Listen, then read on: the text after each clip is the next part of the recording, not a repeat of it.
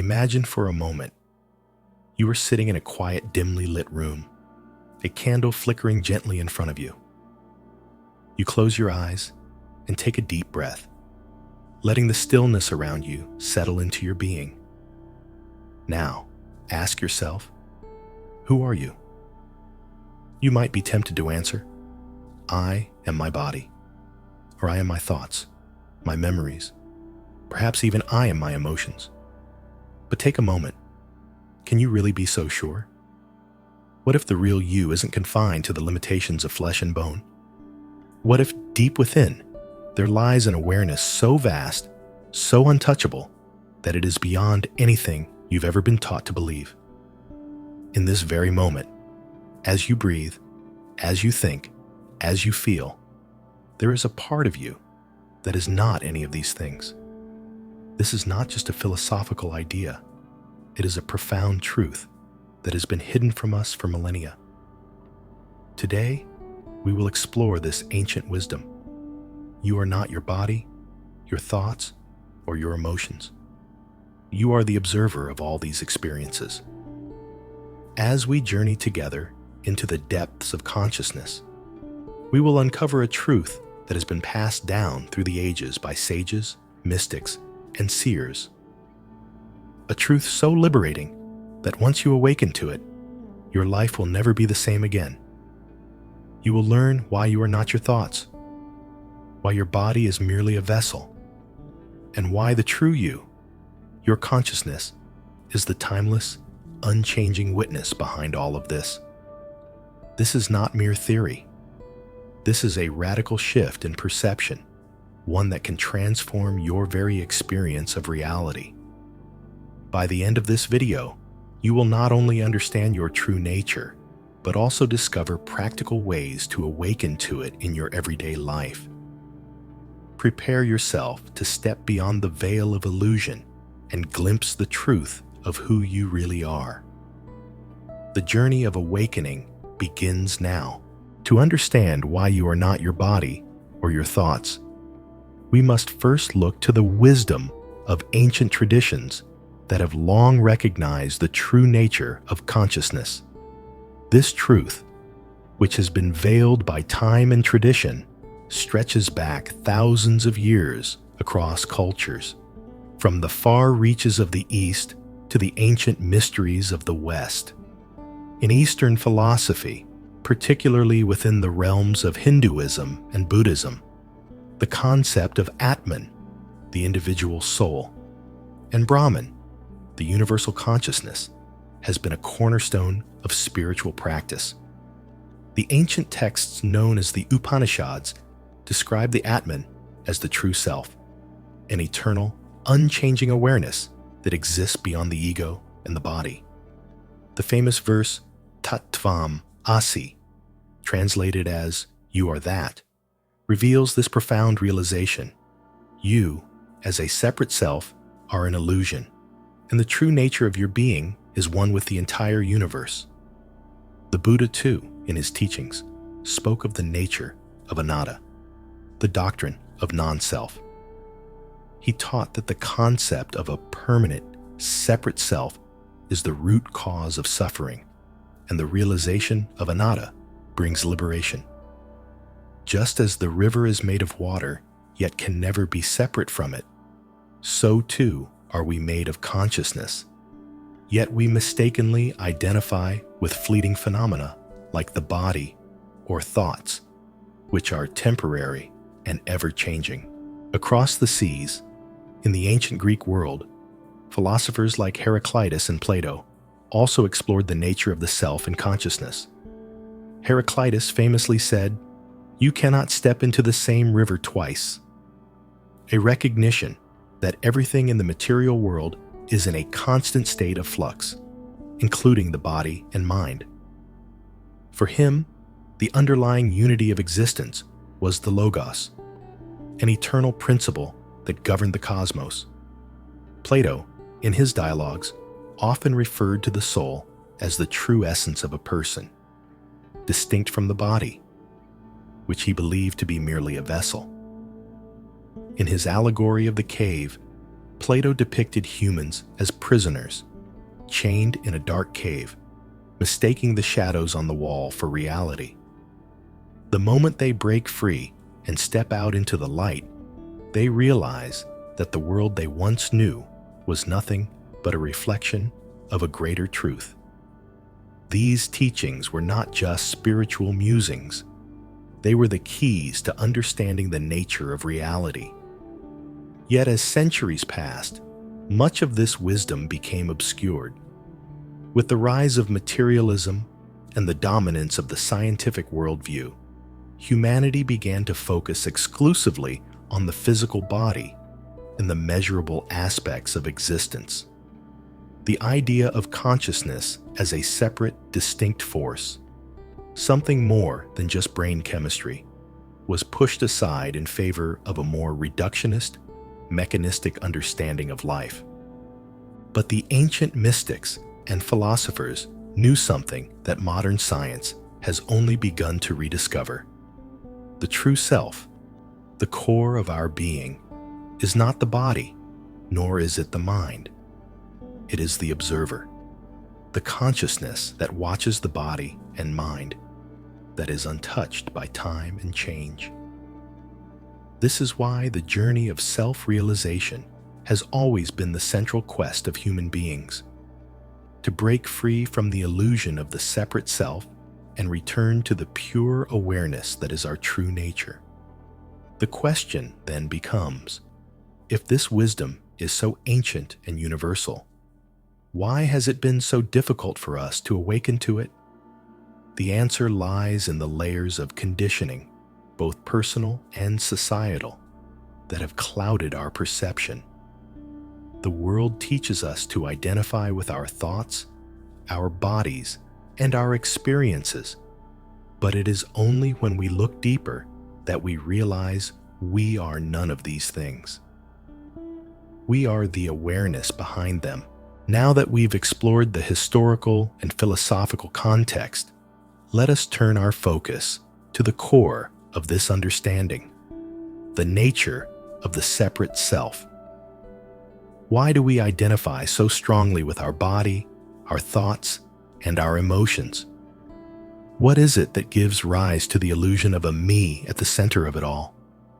Let us begin with a simple yet profound observation. Your body is constantly changing. Each cell is born, lives, and eventually dies. Your thoughts are no less transient, flickering in and out like shadows, some lingering for a moment, others vanishing just as quickly.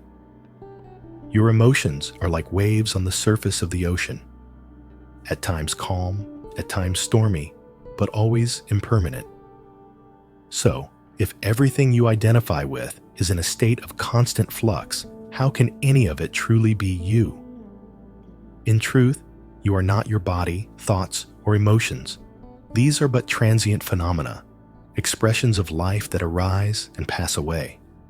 The ego, the false sense of self, is nothing more than a collection of these fleeting experiences. It is the idea of a separate self, the story we tell ourselves, that gives rise to the illusion of continuity, of stability. But this story is just that, a narrative, a mental construct. To illustrate this, consider the metaphor of a movie. You are the audience watching a film unfold. The characters on screen are the body, thoughts, and emotions, and they seem to be acting independently, carrying out their roles. But you, the observer, remain unchanged, unaffected by the events that play out in the movie. Your consciousness is the screen upon which all of this is projected.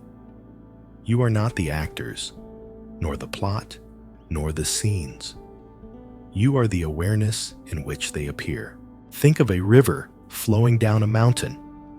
The water may take the form of a droplet, a wave, a current, but no matter the shape or form, it is always the same water moving through different configurations.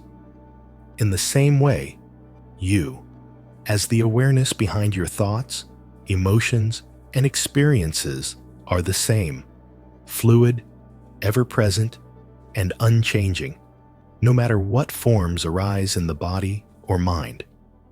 But even though this understanding is simple, it is often difficult to grasp fully because of the deeply ingrained belief in a separate self.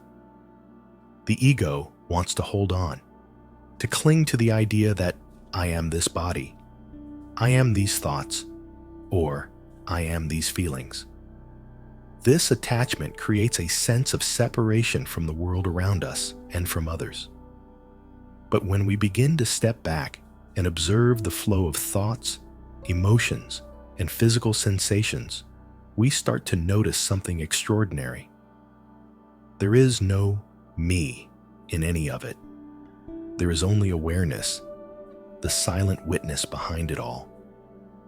This is where the mystery deepens, because as you begin to recognize this, you realize that the very thoughts, sensations, and actions that seem to belong to a separate me are simply part of the larger flow of life.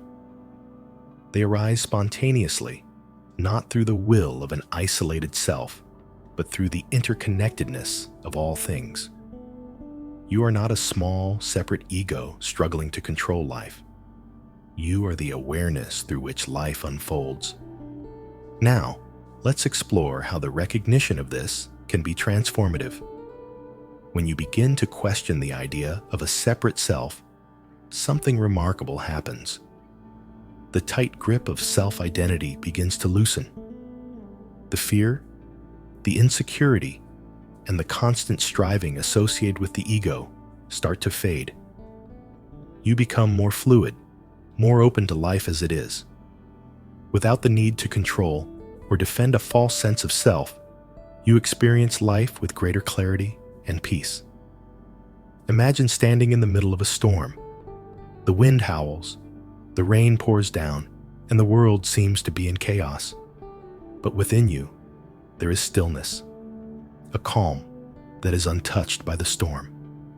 This stillness is your true nature, the awareness that is always present, regardless of the external circumstances. The storm, the body, the thoughts, the emotions may come and go, but you, the witness, remain unaffected. As we venture deeper into the mystery of our true nature, we encounter a paradox. If we are not the body, thoughts, or emotions, if we are the awareness that underlies all experiences, then what role do we play in our own lives? Are we simply passive observers, watching life unfold like a distant spectator? Or is there something more, something profoundly active in our awareness? At first glance, the idea of letting go of the I may seem to suggest passivity, as if we are meant to relinquish control and surrender to fate. But this is not the case. In fact, the opposite is true. When we free ourselves from the false notion of a separate self, we do not lose control. We regain it, but in a more profound and liberated way. Let us explore this idea with an example. Imagine that you are driving a car. In the beginning, you might consciously grip the steering wheel, control the pedals, and make decisions with focused attention. But over time, as your skill develops, your movements become more fluid, more intuitive. Your body knows how to respond to the road. Your reflexes operate without you thinking about them. The car moves with ease, and you are no longer bogged down by the constant need to control each action.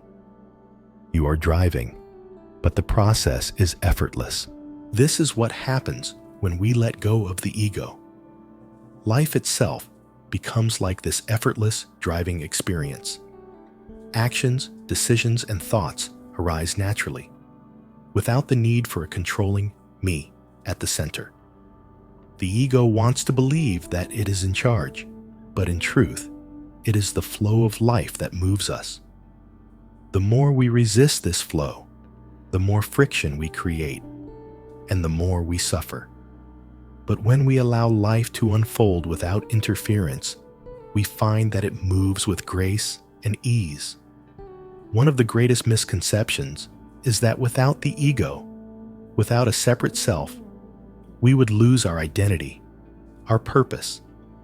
This fear arises because the ego is addicted to control, and it cannot imagine existing without it.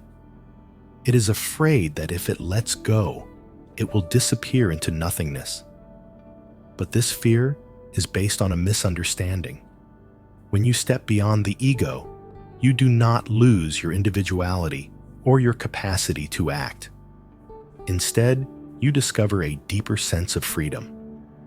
You realize that you are not bound by the limitations of a separate me, but are connected to the larger, infinite flow of life. You become a participant in the unfolding of existence rather than a controller of it. Here's a profound insight. The ego operates from a place of fear and separation, always striving, always wanting, always controlling. But when you live from the awareness that transcends the ego, you become free from the cycle of desire and fear. You no longer need to chase after things or protect yourself from imagined threats. You act not out of compulsion or anxiety, but out of pure presence. You are no longer acting from a place of me, trying to control my world. You are simply allowing life to unfold through you. This is where true freedom lies. Not in the freedom to do whatever you want, but in the freedom from the tyranny of the ego. You stop living according to the story of who you think you are, and start living in harmony with the natural flow of existence. You begin to see that everything you need is already within you, not because you possess it, but because you are it. The more you observe your thoughts, emotions, and actions, the more you begin to see that there is no separate doer at the center of it all. Even the thought, "I am doing this," is just another passing moment in the flow of life, not the action of a controlling self. The key is not to suppress the ego or fight against it, but to recognize it for what it is: a mental construct, an illusion, a transient wave in the vast ocean of awareness. To illustrate, consider the following. You may have a thought or emotion that says, "I am angry." Normally, the ego will latch onto this thought, saying, "I am angry because of this person or that situation." But when you step back and simply observe the anger, you see it for what it is: a temporary sensation arising in the mind and body. The anger is not you. It is just an experience passing through the vast space of awareness. This is the transformative power of awareness. As you begin to recognize the transient nature of all experiences, you no longer identify with them. You are not the thought of anger, the feeling of sadness, or the body in pain. You are the awareness in which these experiences arise, and in that space, you find peace. But there is a deeper layer still. When you no longer identify with the ego, you begin to perceive the interconnectedness of all things. The boundaries between you and others begin to dissolve. You see that the same awareness flowing through you is the same awareness that flows through all beings, all things. This realization is the essence of true freedom. You are no longer separate from life. You are life itself, unfolding in this moment. The fear of separation fades, and in its place, a profound sense of unity arises. You begin to see yourself not as an isolated entity, but as an integral part of the vast, interconnected web of existence. Now that we've uncovered the profound truth that you are not your body, thoughts, or emotions, the next step is to bring this awareness into your daily life. How do you live this truth? How do you move through the world as an awakened being, free from the illusion of the ego and fully aware of your true nature? In this section, we'll explore real-world practices and exercises that can guide you toward living in the awakened state of consciousness. 1.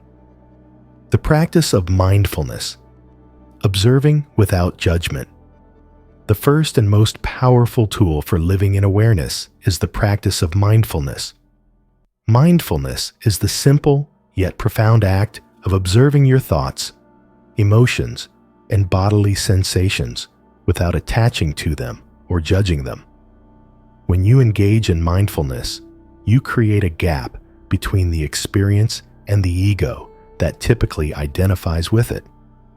This allows you to witness the flow of your life as it unfolds, without becoming entangled in it. To practice mindfulness, start by taking a few minutes each day to sit in silence.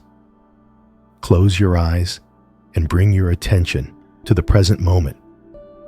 Pay attention to the breath, the sensations in your body, the sounds around you, and the thoughts that arise in your mind. Do not try to control your thoughts or feelings, but simply observe them as they come and go. If a thought or emotion arises, don't follow it. Let it pass like a cloud in the sky. By practicing this regularly, you begin to strengthen your awareness, and over time, you will start to notice that you are able to step back from the constant flow of thoughts and emotions more easily. 2. Self-inquiry. Who am I really? One of the most ancient practices for awakening to your true nature is the practice of self-inquiry, often associated with the teachings of sages like Ramana Maharshi. The core question of self-inquiry is, who am I? At first, this question may seem simple, but it can lead you down a profound path of discovery. Ask yourself, who is the one who thinks these thoughts? Who is the one who feels these emotions? Who is the one observing all of this? Every time you ask this question, take a moment to observe what arises. Do not try to find an intellectual answer, but allow the question to sink deeply into your awareness. By repeatedly asking this question, you begin to peel away the layers of identification with the body, the mind, and the ego. Eventually, you will arrive at the recognition that you are not any of these things, but the awareness in which they arise. This practice may not bring instant answers, but it will bring a deepening understanding of your true self. The more you inquire, the more you will feel a profound sense of stillness and presence, a connection to the eternal awareness that underlies all of existence. 3. The power of breath, returning to the source. Breath is the bridge between body and consciousness. By bringing awareness to your breath, you connect with the life force within you, the very essence of your being. The breath is always present, always moving, and it can serve as a reminder that you are not separate from the flow of life. Begin by practicing conscious breathing. Sit comfortably, close your eyes, and bring your awareness to your breath. Notice the inhale, the exhale, and the pause in between. With each breath, remind yourself that you are not the body that breathes, but the awareness witnessing it. As you deepen your breath, allow your mind to quiet and your awareness to expand. With practice, you will feel a sense of unity with the breath, with life itself. This simple practice is incredibly powerful in calming the mind and reconnecting you to the present moment. It serves as a reminder that you are always connected to the source, always breathing the life force of the universe. 4th, detachment, letting go of the ego's clutch. One of the most significant challenges in living an awakened life is overcoming the grip of the ego. The ego thrives on attachment to objects, people, identities, and even emotions. The ego wants to believe that it can control its reality by holding on to these things. But the truth is, Attachment only brings suffering. Detachment does not mean abandoning love, relationships, or passions. It means letting go of the need to possess, control, or identify with anything. When you practice detachment, you recognize that nothing in this world is permanent, and nothing can define your true essence. You are not the sum of your possessions, your relationships, or your achievements. You are the awareness that observes these things as they come and go. To practice detachment, begin by noticing where you are clinging to things, whether it is a material possession, an opinion, a relationship, or an emotion.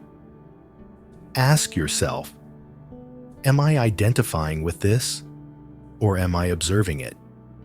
By bringing awareness to your attachments, you can begin to loosen the grip of the ego and embrace the freedom of detachment. 5.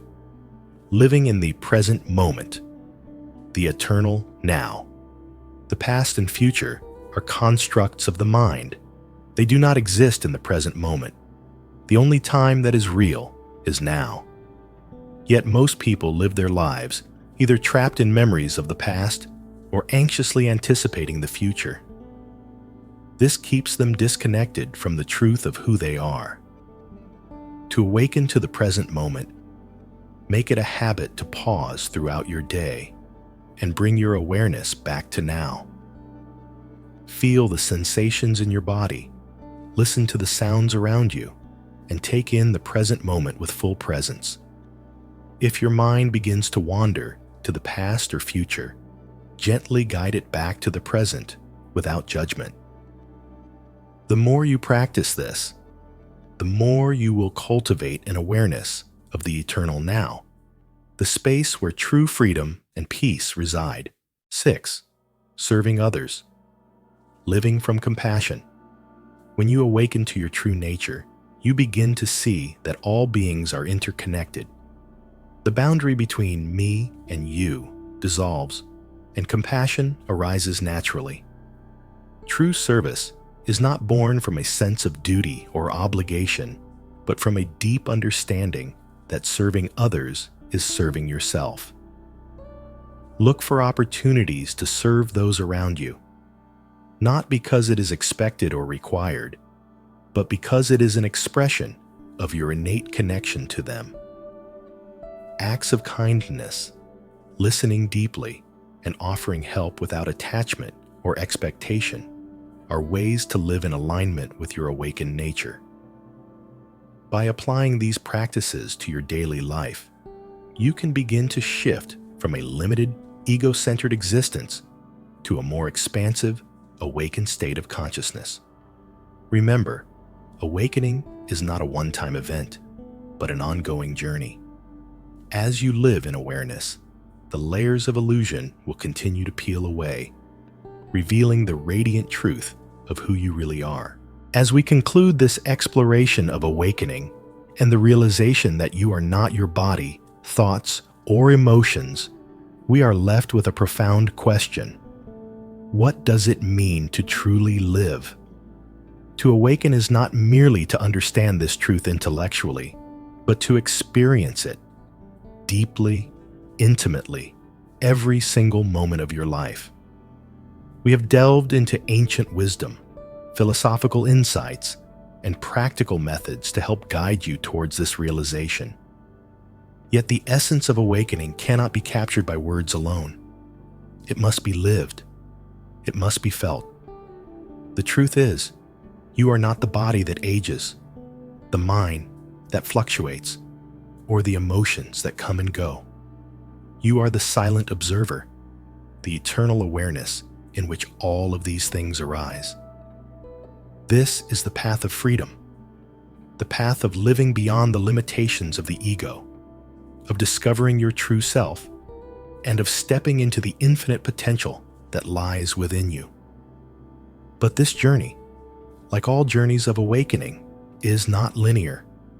It does not follow a simple path, nor does it offer easy answers.